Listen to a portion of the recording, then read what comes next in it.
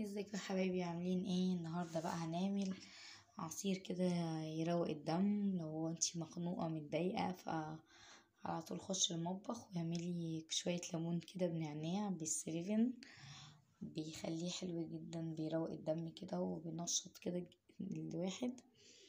معانا هنا 3 ليمونات متقشرين ونعناع متقطف كده وفريش كده اخضر، ومعانا هنا كده ليمونة سليمة لزوم التزيين هنزين بيها الكوباية بتاعتنا الجميلة دي، كوباية ونص سكر بس. يعني الموضوع مش محتاج اي حاجة خالص.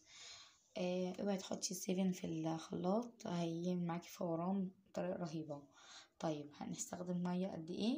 استخدم نص لتر او على قد الكوبايات اللي هنستخدمها، يعني معانا 3 كوبايات فنستخدم قدها عشان يبقى مركز وايه وطعمه لذيذ كده. هنجيب كده المية اهي بتاعتنا، تمام، لتر مية. هنحط المية في خلاط،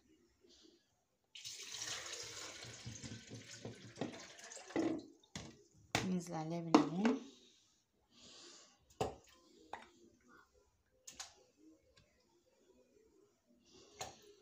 تمام، والنعناع جزء منه والجزء التاني هنزين بيه.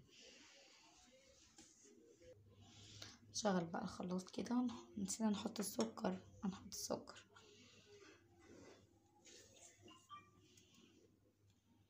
السكر كمان. بجد مشروب روقان، يعني حاجة كده جميلة جدا. نضرب بقى الخليط ده كله كده مع بعض.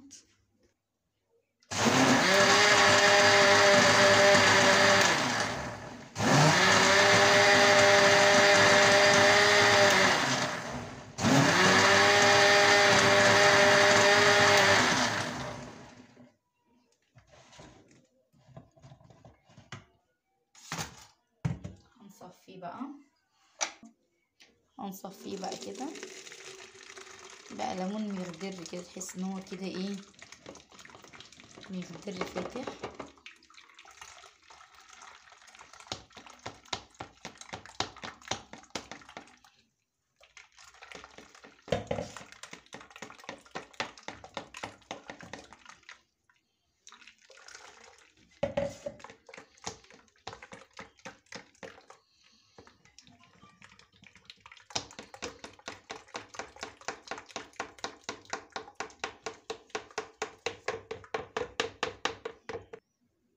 هنصب بقى كده العصير الجامد ده،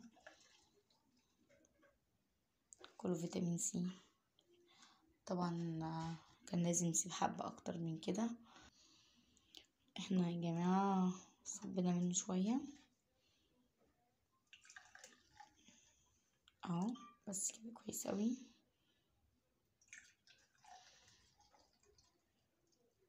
بس المشروبات دي تنفع حلوة اوي في رمضان، يعني جميلة جدا. هنصب بقى كده 7.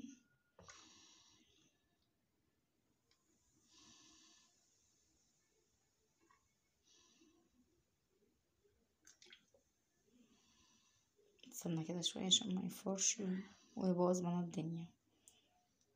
بجد تحفة، جربوه هيعجبكم اوي اوي، ويعجبكم اوي في رمضان بقى وفي الصيف.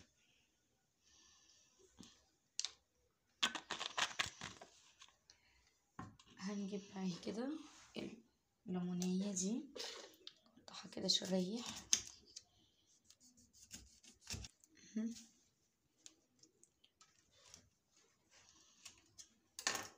نحط كده شريحة الليمون بالشكل الجميل ده. نحط شوية الناحية التانية برضو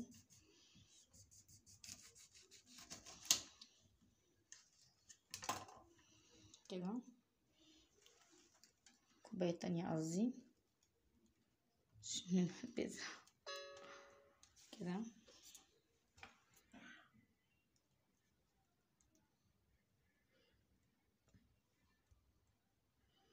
هنيجي بقى بس كده، حطيت كده في التالت اهو، بس شكله حلو قوي، جميل جدا. نحط بقى ايه، نعناع كده على الوش كده، يعني هو مش هيقف بالشكل الجميل ده اهو. هوريهولكوا برضو من جوه. دي ممكن اهي حلوة.